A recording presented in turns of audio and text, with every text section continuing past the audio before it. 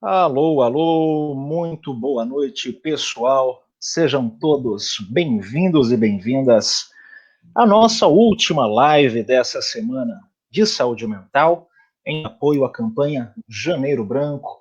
Hoje recebemos aqui o time principal da Sociedade dos Psicólogos nessa mesa redonda para falar um pouquinho sobre saúde mental. Vou dar uma boa noite breve a todos em geral, depois eu dou um espacinho para cada um dar o seu boa noite, a sua introdução. Só queria repassar um pouquinho como que foi, né, a nossa semana, porque tivemos lives aí ao longo da semana inteira, com especialistas diversos, então desde coach, psicanalista, psicólogo, doutor em educação, pessoas com especialidades, né, muito distintas, que têm a ver com a edição 2021, né, do Janeiro Branco, que veio com essa hashtag Todo Cuidado Conta.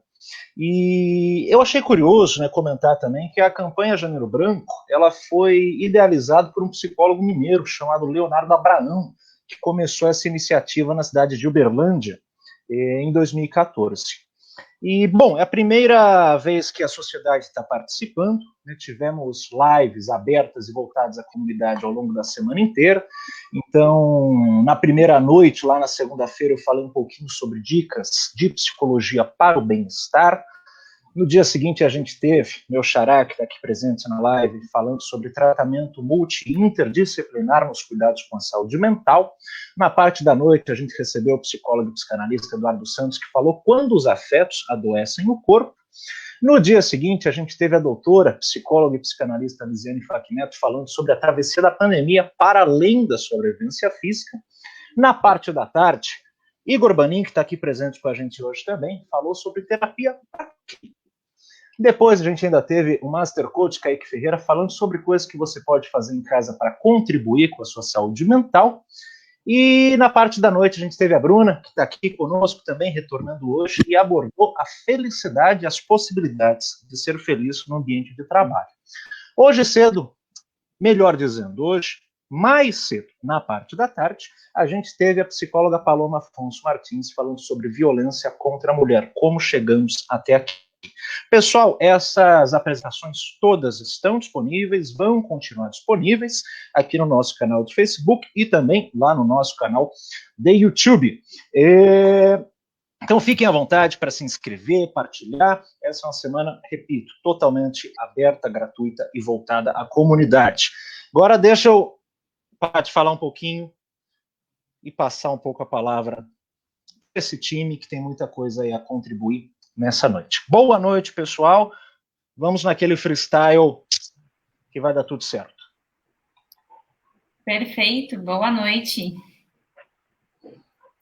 Boa noite, pessoal. Boa noite, pessoal. Sejam todos muito bem-vindos. Boa noite, Caios e Bruna. Aí. A gente vai acompanhar os comentários aqui, pessoal, então fiquem à vontade que a gente consegue responder dúvidas, observações aqui. Fiquem à vontade para interagir por aqui também. Acho que eu vou abrir aqui a fala, dar o início aqui, depois o pessoal vai comentando também. Mas acho que a ideia aqui é falar um pouco do tema psicologia na pandemia, de forma bem geral. O quanto isso afetou a saúde mental da população, ou os impactos que a gente consegue observar aqui do nosso lado na saúde mental, e também o impacto um pouco do nosso trabalho, aqui enquanto psicólogos clínicos, essencialmente.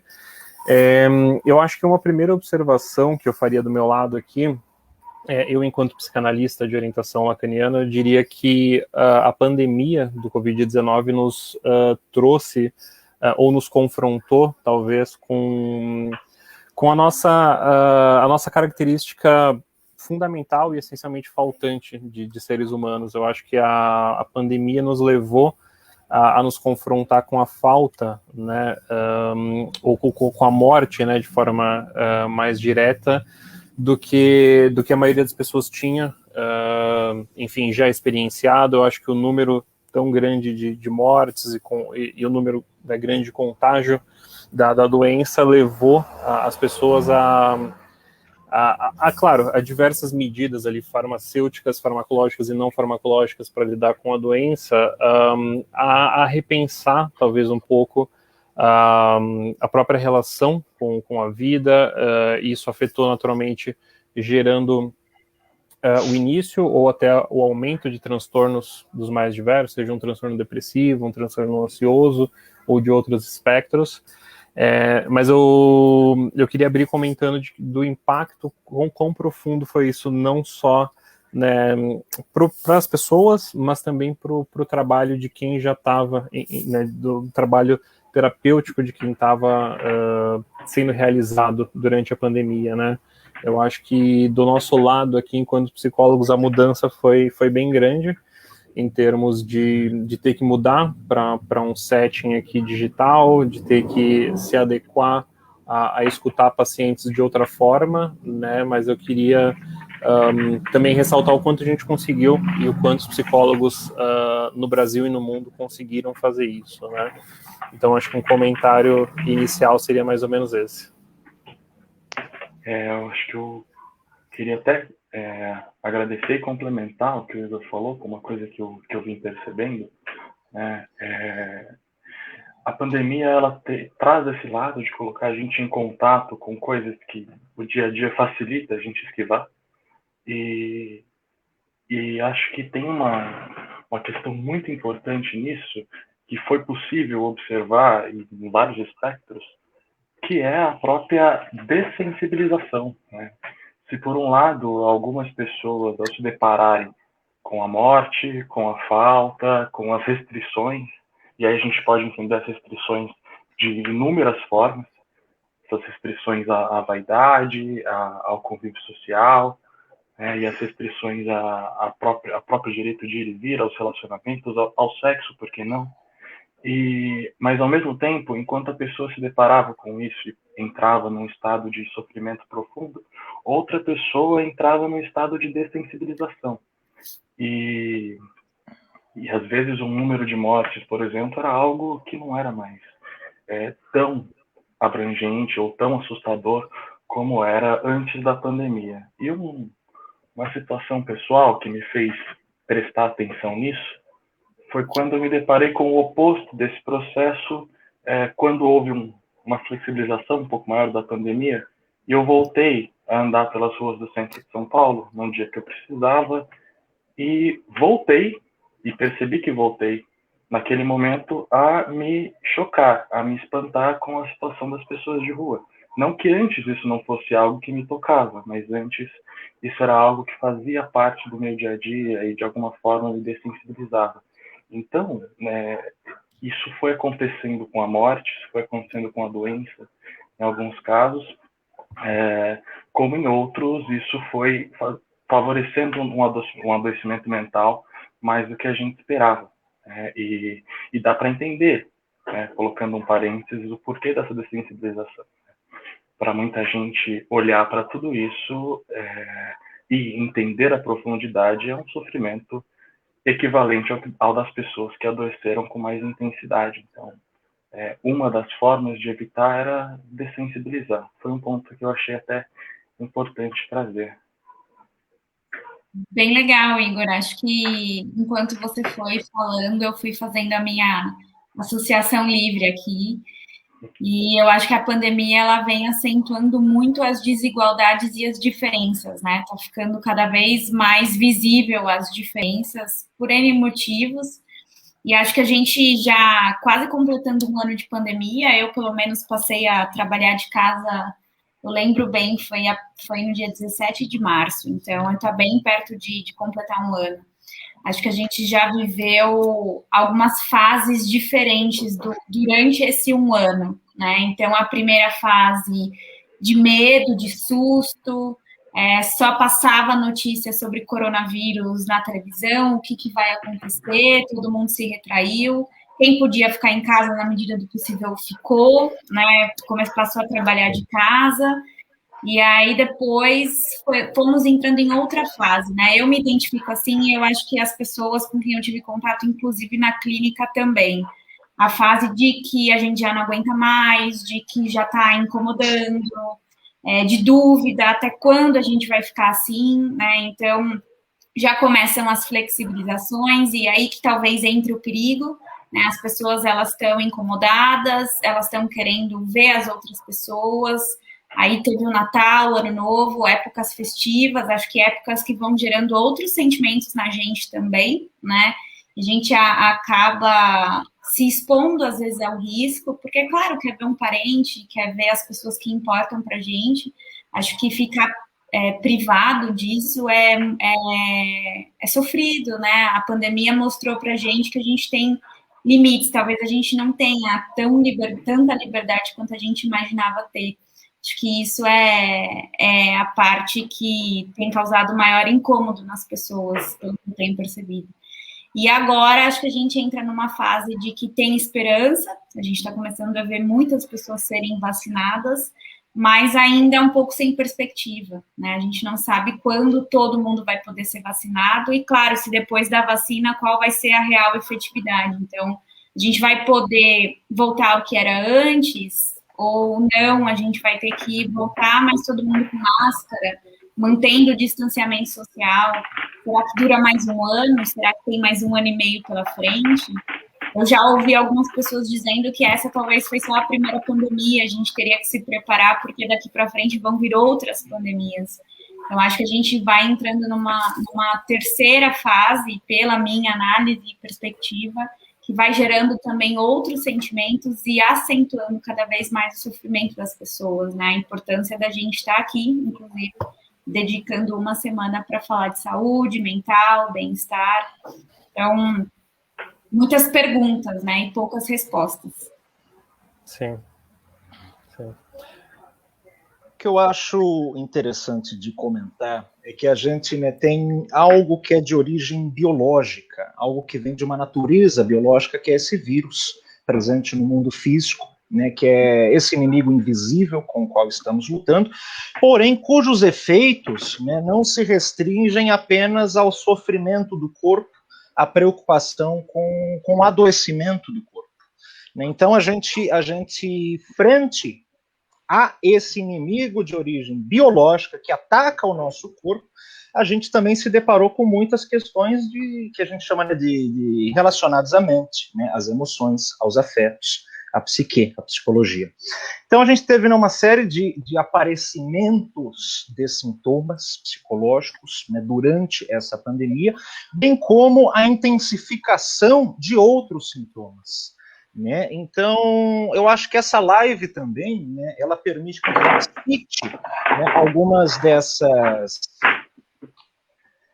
desses fenômenos que acabaram aparecendo, né, e possa também, né, aprofundar em um e outro. Mas eu digo isso porque o que eu mais acabei vendo, principalmente nos primeiros meses, essa primeira parte da pandemia mais concentrada em 2021, eram questões relacionadas ao pânico, a quadros de ansiedade, a altos níveis de estresse, né, a questões relacionadas à acumulação também, né, compras excessivas, bem como todo este questionamento frente à vida, frente à relação com o trabalho, frente ao que realmente importa.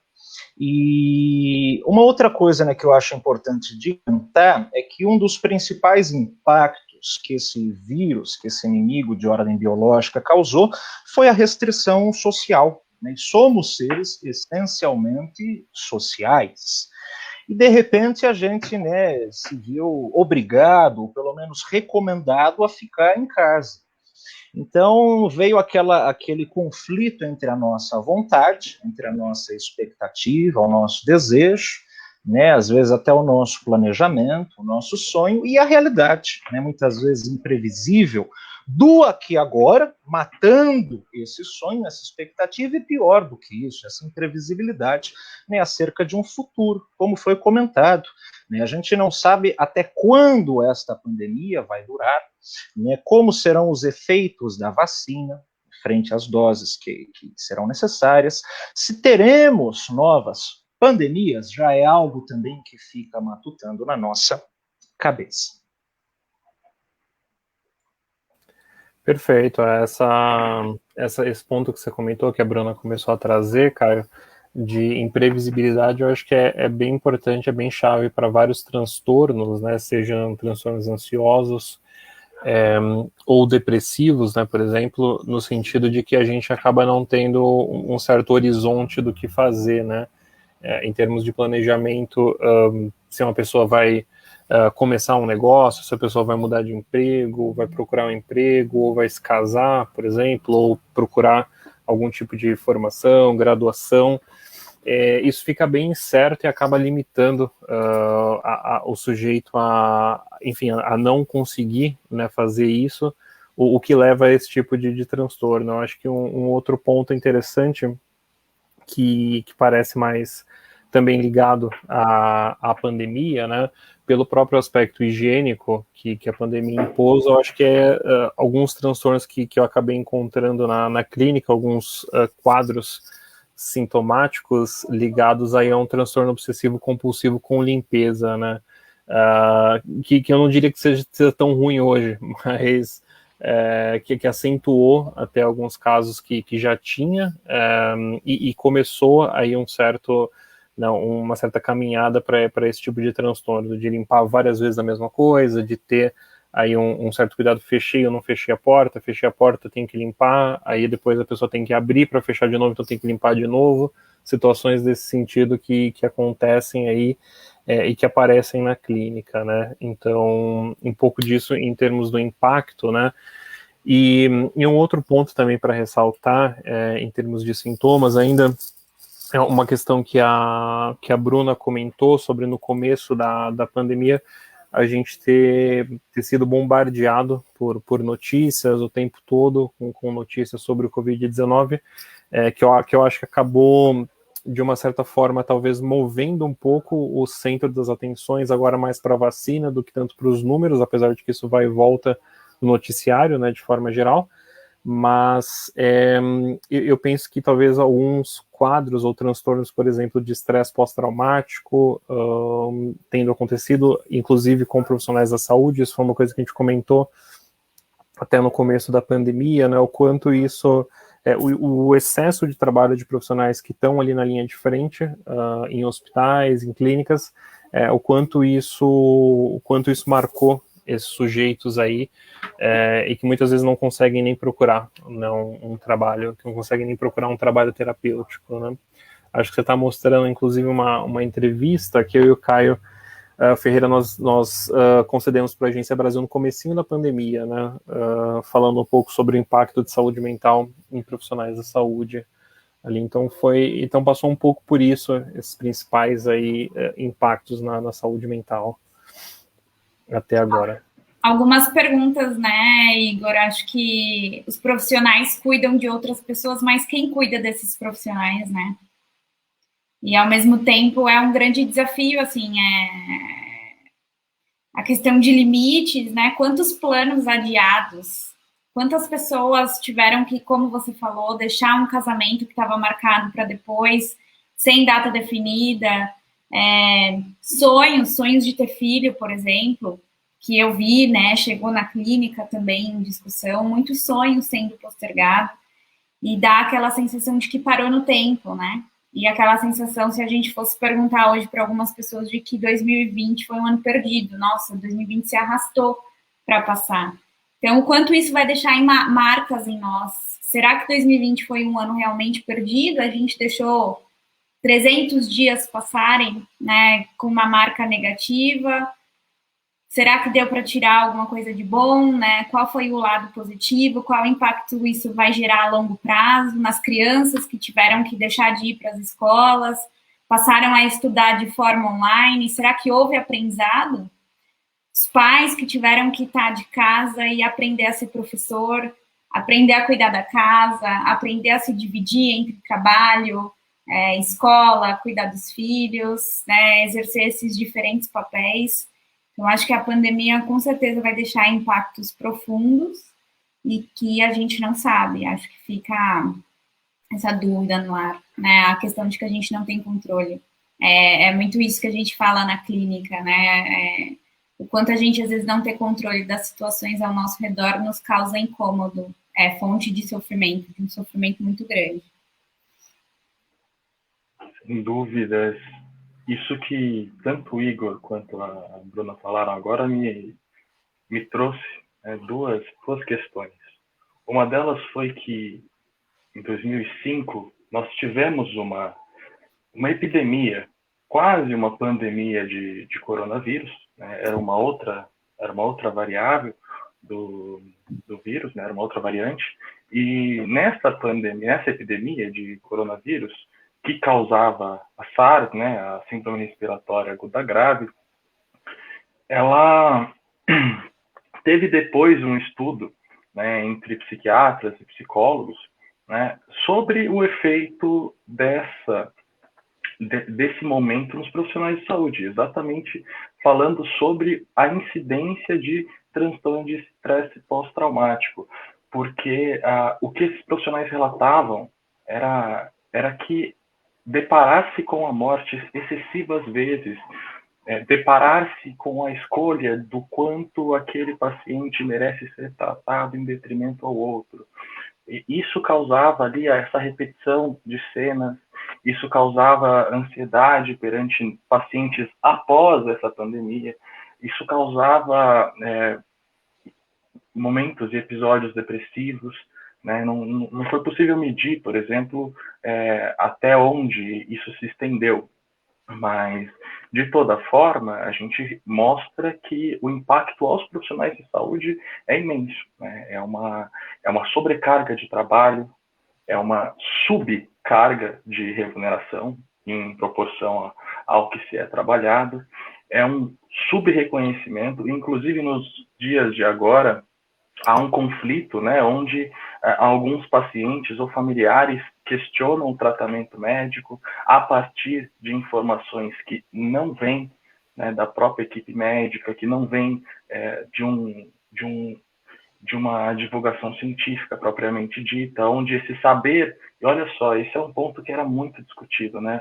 O saber médico passa a ser questionado, um saber que era quase que inquestionável em muitos pontos, e não é questionado a partir da ciência, né? Mas esse é um dos pontos. O outro, pegando o que a Bruna trouxe, que é a quebra de algumas idealizações, né? Idealizações que a gente constrói e nós nos apoiamos nela para poder suportar a realidade, como, por exemplo, a ideia do próprio trabalho em casa. Eu conhecia muitas pessoas que tinham como um sonho trabalhar em casa até que elas passaram a fazer isso. E assim como pessoas que tinham uma visão sobre seus filhos, sobre seus cônjuges, sobre seus pais, sobre seus pares, irmãos e pessoas de seu convívio, e isso foi se alterando exatamente porque elas passaram a conviver com essas pessoas em uma intensidade que antes era praticamente impossível. Então a gente passa a questionar, por exemplo, o quão bonito é, né, quão bonita é essa ideia de você estar ali, né, na vida que você construiu. Será que ali você pode pensar em outras possibilidades? E será que esse próprio pensar em outras possibilidades não pode fazer com que essa pessoa também possa adoecer? E é um questionamento. Agora, teve um ponto que eu gostaria de trazer para adicionar esses dois, e aí para falar também com a questão da saúde mental, que enquanto começava a pandemia de Covid-19, a gente já estava vivendo uma pandemia de depressão. A gente já estava vivendo uma pandemia de suicídios. E, de alguma forma, o efeito da pandemia de Covid-19 explicitou essa outra que já vinha acontecendo em paralelo, ou melhor, já vinha acontecendo antes e continuou em paralelo. E aí passou-se a entender qual que era a dimensão do sofrimento das pessoas que experimentavam um transtorno depressivo, um transtorno afetivo bipolar, que tem episódios depressivos. Isso ampliou esse debate da saúde mental de uma forma que, infelizmente, fez com que muitas pessoas fossem forçadas a ficar no lugar de outras que foram muito julgadas por conta disso. E isso já era uma bandeira que o Janeiro Branco defendia, né? Você falar mais sobre saúde mental, falar mais sobre suicídio, pensando agora no Setembro Amarelo. Então, a pandemia, ela explicitou, né? Como o Igor colocou no começo, ela evidenciou tudo aquilo que a gente conseguia suprimir, tudo aquilo que a gente conseguia decorar, tudo aquilo que a gente conseguia ornamentar nas nossas falas, ou então nas nossas próprias visões do mundo. Eu acho que esse é um ponto que vale a pena a gente pensar também. Pessoal, quem está aí assistindo do outro lado, eu quero saber como que está a saúde mental de vocês nesse momento. Que a gente está falando aqui de alguns pontos que a gente vem percebendo, pensando, observando, intervindo, quando a gente pode. Mas e quem está aí assistindo? Quais são as dificuldades que vocês têm encontrado? Quais são os recursos que vocês têm encontrado? Fiquem à vontade para participar aí no chat também, que estamos atentos aqui e podemos responder no tempo real. Eu queria retomar essa questão do adoecimento, né, na verdade, da saúde do profissional de saúde, que foi levantada. Porque o pessoal, né, da linha de frente, propriamente dito, não quem trabalha especificamente com saúde mental, mas quem trabalha com saúde, né, principalmente a nível da medicina e da enfermagem, além de outras abordagens que estão também na linha de frente. Mas principalmente essas duas, elas estão na linha de frente não só do contágio, como também, a meu ver, na linha de frente da angústia, daquela emoção, daquele sofrimento da pessoa e dos familiares, porque são essas pessoas que muitas vezes, esses profissionais estão tendo que fazer aquela escolha de Sofia, né, sobre quem vive ou sobre quem morre, né, frente à falta de recursos, frente à falta de equipamentos, frente à falta de oxigênio. E alguns vídeos, por vezes, né, circulam, se tornam até virais, né, exemplificando, demonstrando o grau de sofrimento mental, afetivo desses profissionais da saúde que por vezes ainda não se contaminaram, não estão com o vírus ativo, não é disso que se trata, mas estão sofrendo de uma forma absurdamente intensa pelo cenário que estão sendo obrigados a trabalhar e tendo que dar nó em pingo d'água muitas vezes. Eu cheguei a ver notícias desse pessoal da linha de frente, em particular algumas enfermeiras da Europa que acabaram se suicidando, né, depois que descobriram que estavam com o coronavírus. E não conseguiram lidar com aquela possibilidade de ter passado aquilo para frente, de ter contaminado mais gente com aquilo. Então, esse pessoal, eles estão na frente, né, do contágio, estão na frente, né, dessa angústia, frente a essas situações incapacitantes. Mas reforço que estamos aqui atentos ao chat, eu gostaria de ter algum comentário, participação, impressão, feedback de quem está do lado daí. Sim.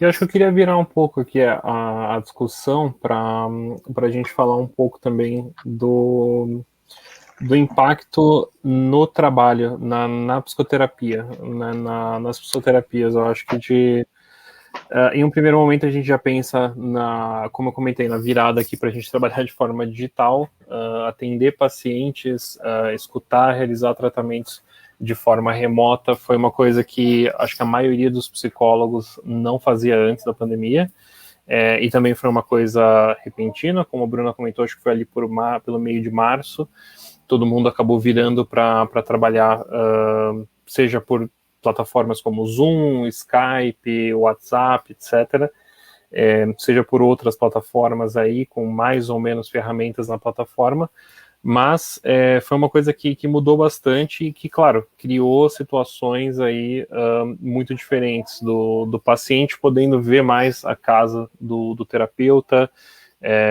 de ter esse tipo de situação onde existem interrupções, tem pessoa falando, tem carro passando, tem um gato, cachorro na casa de um ou de outro, e ressaltar o quão foi trabalhoso, talvez para os psicólogos no começo se adaptarem, né, porque foi um tema eu acho que no começo a maioria das pessoas tinha aí um certo receio do o que o paciente vai ver, eu tenho que deixar um ambiente o máximo neutro possível, e com o tempo a gente foi talvez se sentindo mais à vontade de falar, né, eu estou em casa, não tenho muito o que fazer, eu tenho que atender esse paciente, eu estou fazendo o melhor que eu posso aqui, mas às vezes o gato vai passar correndo, às vezes vai ter o carro do gás passando na frente, e para o paciente também, né? O paciente também às vezes cai a conexão, esses aspectos de conexão, assim, foram coisas bem sofridas durante toda a pandemia. Eu acho que isso acabou melhorando, pelo menos na minha experiência,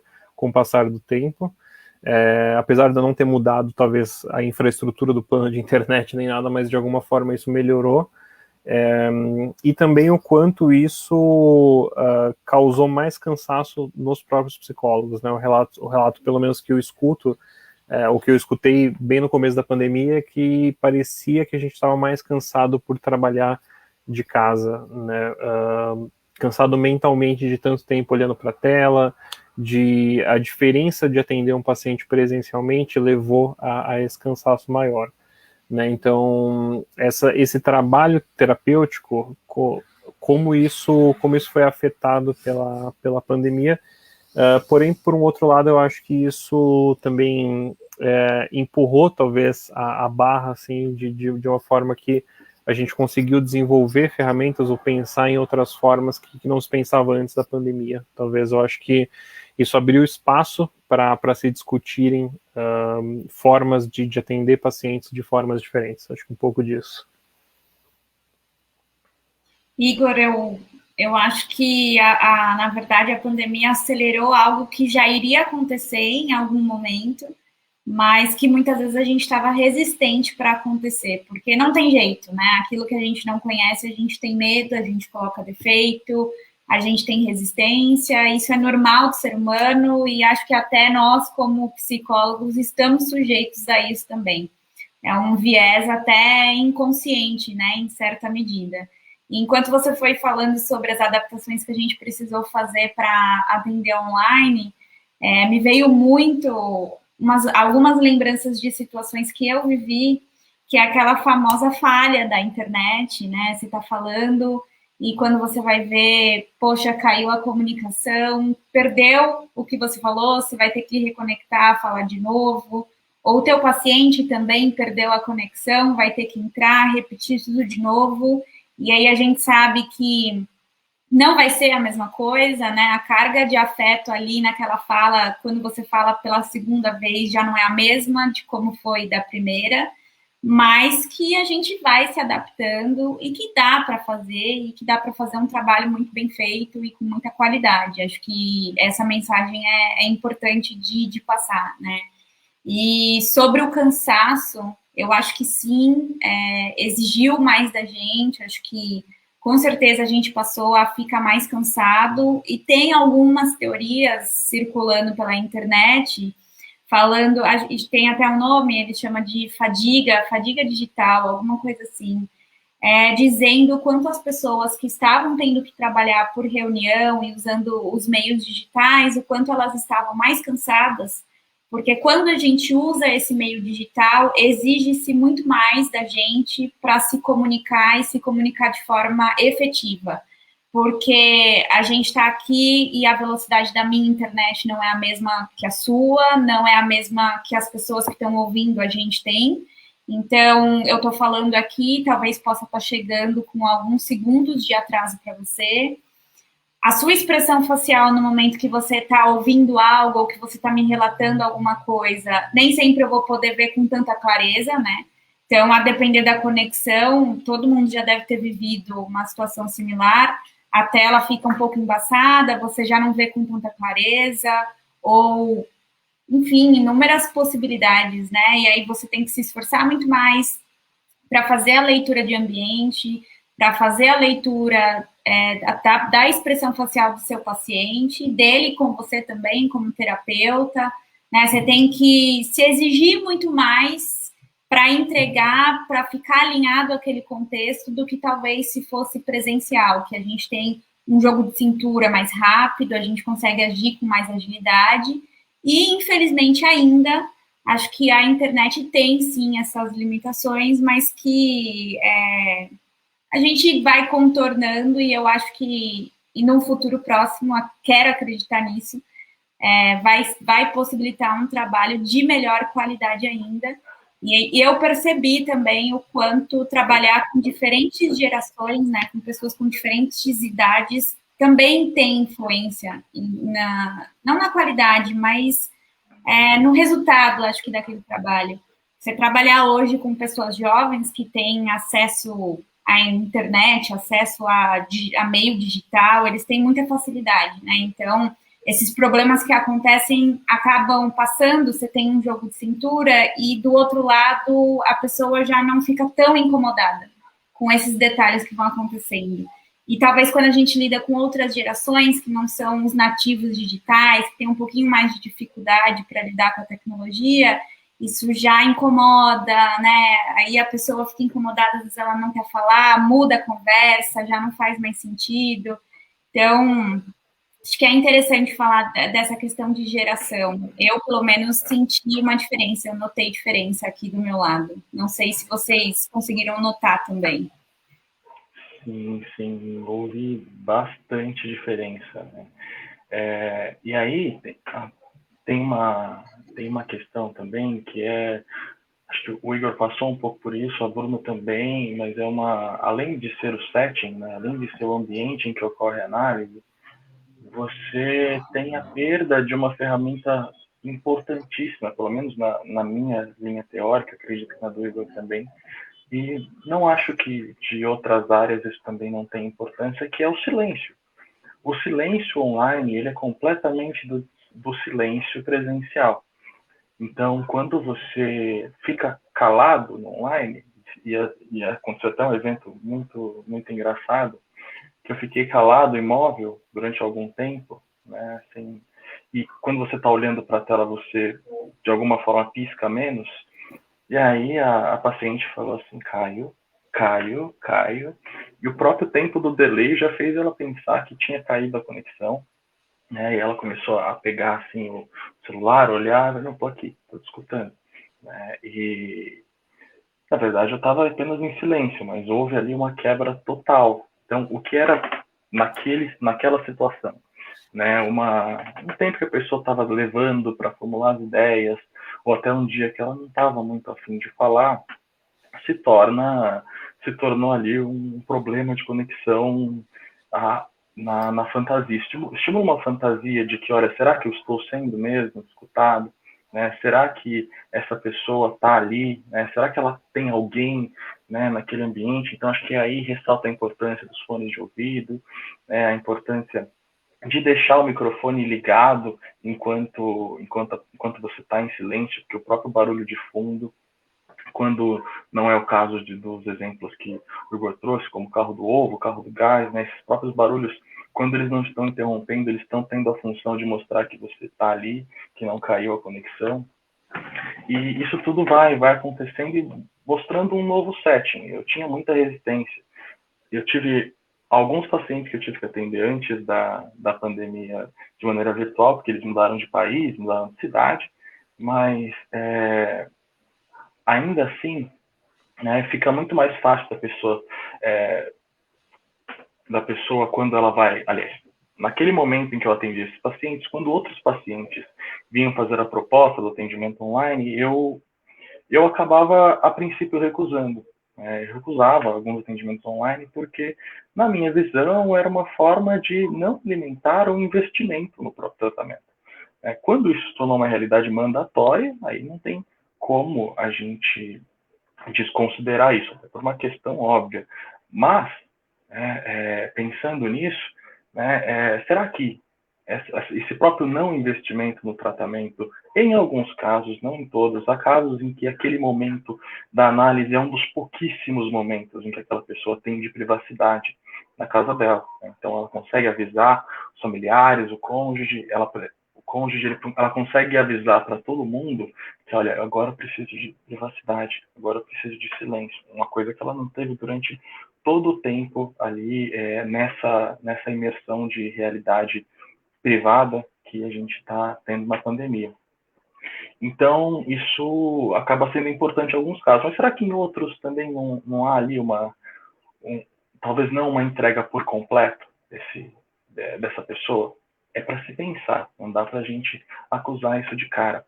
mas, de toda forma, são as ferramentas que nós temos hoje. E mesmo que a pessoa se distraia, ou às vezes ela vá utilizar, se ela está no computador, ela pode utilizar um aparelho celular ali, se distrair, vale a gente colocar isso também como um ponto a ser analisado e entender, né, como é que a pessoa lida com esse espaço reservado para ela, porque tudo faz parte da análise, tudo faz parte do trabalho. Então, se dá para dizer que houve um aprendizado, e eu acredito que dê, né, a própria nova realidade do atendimento online foi um próprio curso. Né? Se alguém conseguir formalizar tudo isso, dá um curso de aprimoramento, dá uma orientação geral para as pessoas que venham se formar e que não vivenciaram esse momento, né, lá na frente, quem sabe. Tudo isso que a gente está comentando aqui, né, tem a ver com alguns comentários que chegaram sobre dificuldades, resistências envolvidas aí no processo de atendimento online, onde acho que os dois lados, né, tiveram que se adaptar, tanto o lado dos pacientes quanto o lado dos terapeutas, porque como foi dito aqui, né, muitos profissionais têm resistência com atendimento online, não foram exatamente treinados para prestar esse tipo de atendimento, tem dificuldades, né, a nível de conexão, a nível de sigilo, a nível de setting, né, a diferença da intervenção, né, é diferente, né, como o silêncio, né, que o meu xará colocou, mas é possível fazer essa terapia online e bem. Né? Eu lembro até de algumas sessões iniciais onde o paciente chegou, né, e logo na primeira sessão, né, falou algo do tipo, eu achei que eu não conseguiria fazer a terapia online, achei, né, que eu não conseguiria me soltar ou falar alguma coisa aqui, né, mas isso estava, né, enfim, antes da terapia, mais no nível da fantasia, aconteceu, né, praticamente como se estivéssemos ali frente a frente naquele momento. E um outro fenômeno que eu acho interessante é a possibilidade de novos fenômenos, né? Eu não queria repetir a palavra, mas acabei repetindo, que tem a ver com, por exemplo, né, a utilização da tela e de recursos audiovisuais, né, durante a terapia, bem como de filtros e de coisas que o paciente pode exibir. Eu comento isso porque eu estava atendendo uma psicóloga que me trouxe um caso de uma pessoa que tinha uma questão ali com a imagem corporal e utilizava filtros nas sessões.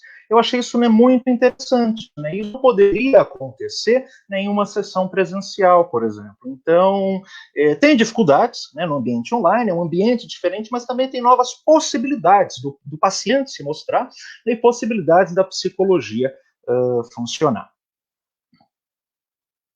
Sim, chegou um outro comentário aqui também, da Daniela comentando sobre interfone, vizinhos, e é isso mesmo, essas intervenções que vão acontecendo, muitas vezes aí atuam ali ou funcionam de uma certa forma no trabalho ali de forma muito interessante. Eu comentei um exemplo ali de uma vez que isso que aconteceu numa das primeiras sessões com um paciente que eu atendo até hoje,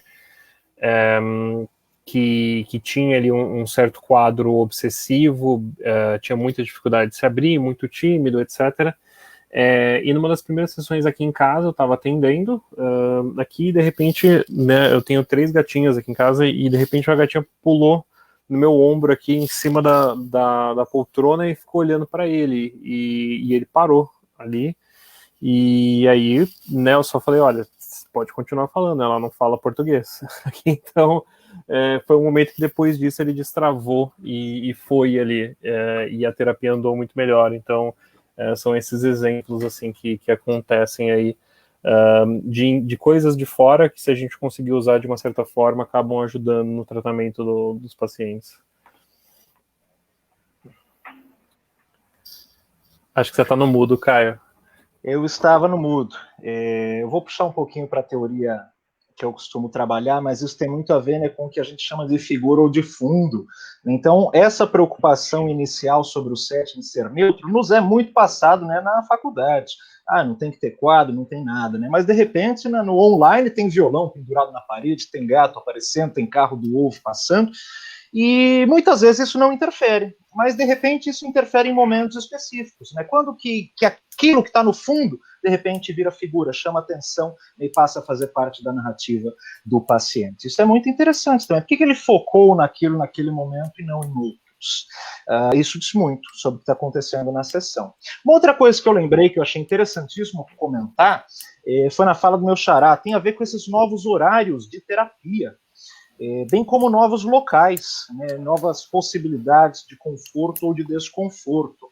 A nível de você poder levar seu laptop, por exemplo, dentro de um carro e fazer ali a sua terapia, porque é o único lugar da casa, por exemplo, que você tem sigilo, privacidade, né, isso aconteceu.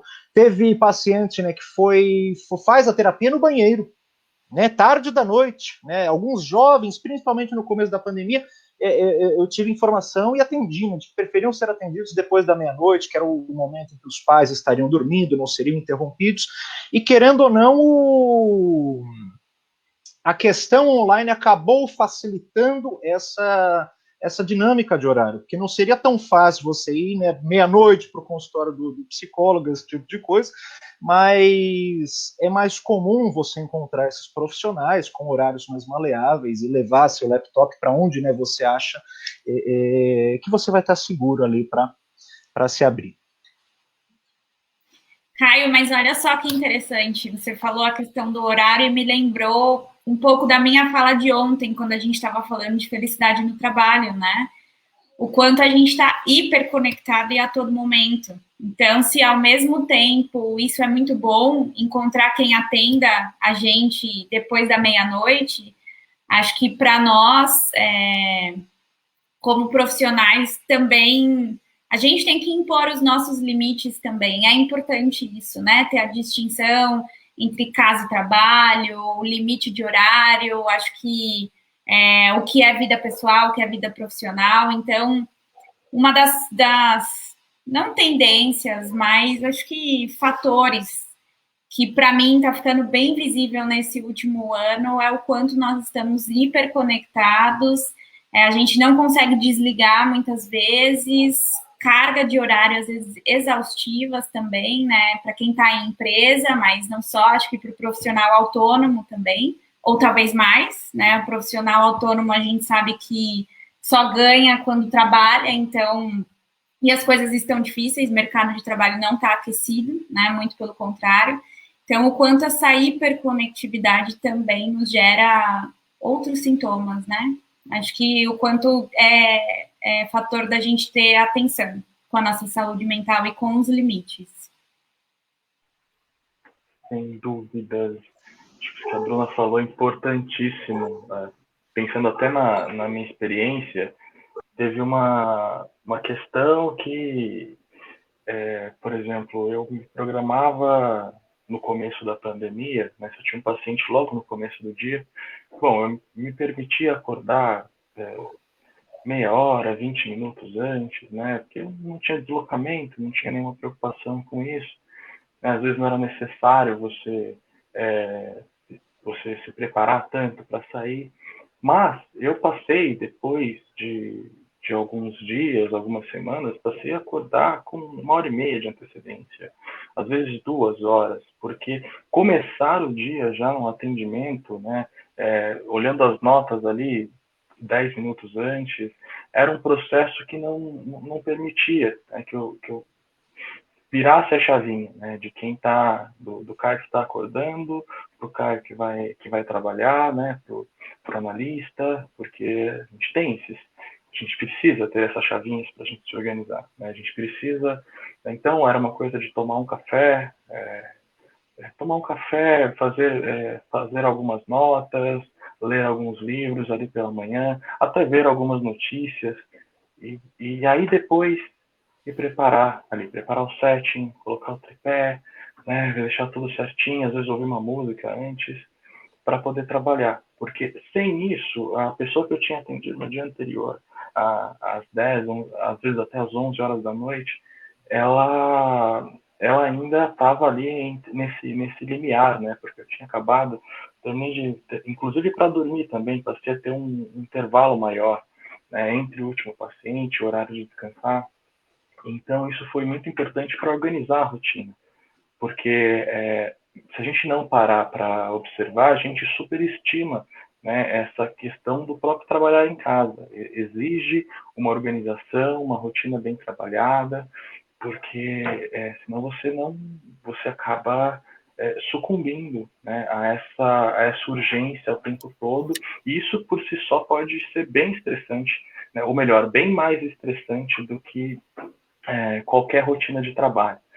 Então, esse é um ponto importantíssimo, você se programar para trabalhar, você ter horários, né, falar, olha, depois desse horário não tem como eu atender, ou nesse dia não vai ter como eu fazer isso, para que eu não atenda um paciente atrás do outro, o que no presencial parece ser até mais simples do que no online. Né? Presencialmente eu consigo atender 3, 4 pacientes seguidos, né? Agora, online eu acho isso muito mais cansativo. É muito mais difícil, assim, sair de uma tela para outra, de uma ligação para outra, de um aplicativo para o outro. E é uma questão importantíssima. E um último adendo que eu queria fazer esse assunto é a própria questão, a gente falou da saúde mental, dos profissionais de saúde da linha de frente, mas também a saúde mental dos profissionais de saúde mental que cuidam desses profissionais, né? Teve momentos que a minha agenda ficou mais carregada, mas o que me incomodou nisso foi que a agenda do meu analista também ficou um pouco mais carregada. Então você tinha que fazer alguns equilíbrios ali, né? Porque nem sempre era possível fazer as coisas como eram feitas antes, como você fazia antes, né? Então, inclusive era possível às vezes até você perceber, né? Acho que foi quem falou isso, foi numa outra live, foi o Igor, né? Enfim, alguém falou, um psicanalista falou que os próprios analistas, aí eu posso falar em primeira pessoa e posso falar também de algumas situações que eu vi, ficavam às vezes um pouco, demoravam um pouco para entrar nesse processo, às vezes dispersavam, né? Eu me peguei algumas vezes dispersando e voltava rapidamente, mas estava vendo uma live, acho que era da Federação Brasileira de Psicanálise, faz alguns meses já, foi lá que eu vi. E aí o psicanalista estava falando uma coisa muito interessante, que um paciente que tinha mudado de analista bem nesse período de pandemia disse assim, nossa, mas o meu analista estava falando umas coisas meio óbvias, assim, parece que ele mudou completamente na análise para online, na pandemia, estava um pouco disperso.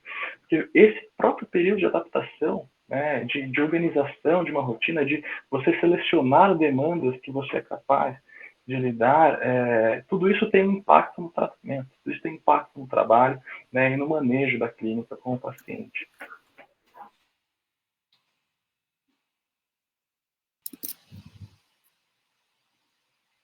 Teve comentário aqui, excelente esse improviso no atendimento do Igor, que trouxe uma leveza para o desenvolvimento da sessão. Acho que tem a ver com o gato não falar português ali. E teve, quem comentou que foi palestrante. Kaique Ferreira apresentou ontem, na parte da tarde, coisas que você pode fazer em casa para contribuir com sua saúde mental. Chegou a falar de atividades práticas, passou uma listinha bem legal. Pessoal, quem tiver curiosidade, acesse aí depois a apresentação dele no nosso Facebook ou Instagram ou YouTube. O que mais aqui? Pessoal, a gente já está, na verdade, ainda nos minutos finais da nossa live. Eu queria ver se o pessoal tem mais pergunta, comentário ou participação. Enquanto isso, aproveita que os 4 cavaleiros da sociedade estão aqui ainda. A vida cotidiana dando as caras, né, meus amigos? O que chama atenção e o que não importa no momento da terapia. E a possibilidade, algo neste momento, figuras e sons, né, fazer as ressignificações, essa é a palavra boa, e evocar algo na fala e pensamento dos pacientes. Perfeito. Acho que enquanto a gente aguarda mais comentários, cara, só para fechar aqui, só lembrar todo mundo que está assistindo, que vai assistir, que a gente trabalha aqui com atendimento psicológico, crianças, adultos, idosos, então quem tiver interesse ou quem quiser indicar para alguém, pode entrar em contato no spsicólogos.com, né, ali na aba de serviços, atendimento psicológico. Fiquem à vontade para se cadastrar, para nos procurar também por e-mail, por telefone. A gente está passando aqui, até o Caio está mostrando o nosso site e o nosso telefone, que a gente encaminha ou para um de nós 4 aqui, ou até para outras pessoas fora, sejam em São Paulo ou em outros lugares do país, para suportar as demandas de atendimento psicológico. Então, quem está procurando, ou quem quiser recomendar para um amigo, para um conhecido, fiquem à vontade também.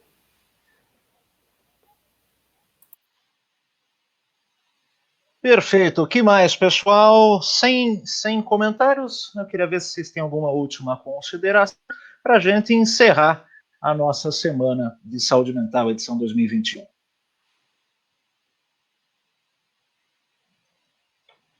Então está encerrado. Muito obrigado a participação de todos. É isso, pessoal. Todo mundo que está aqui fez a apresentação solo ao longo desta semana. Ao longo aí, então, tem temas variados. O Igor falou de terapia para quem, né? Qual a implicação da terapia, a importância, como que funciona também, né, algumas etapas ali do tratamento. Falou até um pouco da diferença entre algumas linhas, abordagens, manejos clínicos. Meu xará passou aí sobre a importância do tratamento multi-interdisciplinar frente à saúde mental, uma vez, né, que a gente compreende que questões mentais, questões da psique afetam o nosso corpo, bem como questões do corpo afetam, né, as nossas emoções, a nossa motivação, esse tipo de coisa. E essa ótica multi e interdisciplinar é fundamental e foi frisada durante a apresentação dele. A gente teve também a Bruna ontem falando sobre possibilidades de felicidade no trabalho, muito conteúdo que ela trouxe, falou um pouquinho também de psicologia positiva, de felicidade, né, positividade no ambiente de trabalho, estresse, né, sobre essa questão de estar hiperconectado, dessa fadiga digital, enfim, conteúdo completo lá. E, pessoal, todas as demais apresentações continuarão disponíveis. A gente quer agradecer em nome da sociedade, todo mundo que aceitou participar, porque a gente, né, teve também, né, psicólogos, palestrantes, coaches, doutor convidado, né, que aceitou aqui contribuir. E eu quero agradecer também aos meus colegas aqui que contribuíram e vieram aqui hoje para fechar essa semana. Parabéns à Sociedade de Psicólogos, excelente iniciativa. Teremos mais 2 eventos temáticos ao longo desse ano, que já estão em pré-produção. Uma será na Semana da Neurociência, ou Semana do Cérebro, que, se eu não me engano, está para junho ou julho, tem a ver com o Dia Mundial do Cérebro, e vai ser uma semana também com conteúdos diários. E lá para agosto, a gente faz a nossa tradicional Semana da Psicologia, que a gente já fez a primeira edição ano passado, e a desse ano promete muito mais. Friso mais uma vez que estamos nas redes sociais, nos sites, com conteúdos praticamente diários sobre psicologia, sobre bem-estar, sobre saúde mental. Oferecemos atendimento psicológico, orientação, avaliação psicológica, né, diversos serviços aí clínicos, e vocês podem encontrar as nossas informações, os nossos detalhes e contatos lá no site da Sociedade dos Psicólogos, ou entrar em contato diretamente, né, pelo nosso WhatsApp também. Somos todos profissionais cadastrados, regulamentados, então esse númerozinho que às vezes aparece aí do lado do nosso nome é a exigência do nosso conselho profissional para estar aqui dando as caras como psicólogo. E quando vocês forem procurar tratamento psicológico, procurem alguém que tenha, né, o CRP ativo, que é justamente esse númerozinho. São profissionais cadastrados e habilitados a exercerem a psicologia no Brasil. Acho que é isso, então. Muito obrigado mais uma vez, profissionais e audiência que esteve conosco ao longo desta semana. Sextou, pessoal, mas estamos em pandemia. Então vamos sextar com responsabilidade. Boa noite. Abraço a todos e até mais. Boa noite. Tchau, boa noite. Boa semana, gente.